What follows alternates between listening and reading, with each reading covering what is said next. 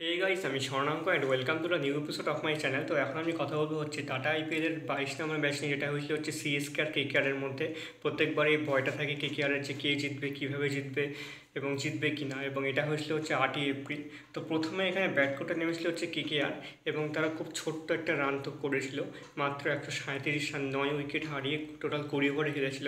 Narine 27 run, salt একটা ডাক পেয়েছিল, এবং শ্রেয়াস 34 রান করেছিল, এবং তুষার জাদেজা দুজনে 3টে করে উইকেট পেয়েছিল।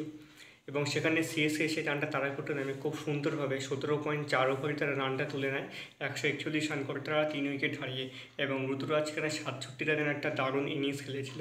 তবে এই রানটা আরও যদি বেশি হতো তাহলে আরও বেশি ভালো হতো, এবং 137 রান যেটা ছিল সেটা মানে এখনকার সময় অনেকটা কম রানই ধরা হয়ে থাকে। নর্মালি 170 থেকে 80 হলে সেটাকে সেফ ধরা হয়ে থাকে, তার থেকে মোটামুটি 40-50 রান তারা কম করেছিল মানে কেকেআররা। তো এই ছিল আজকের ভিডিও। ভালো লেগে থাকলে অবশ্যই চ্যানেলটিকে সাবস্ক্রাইব করে দিও।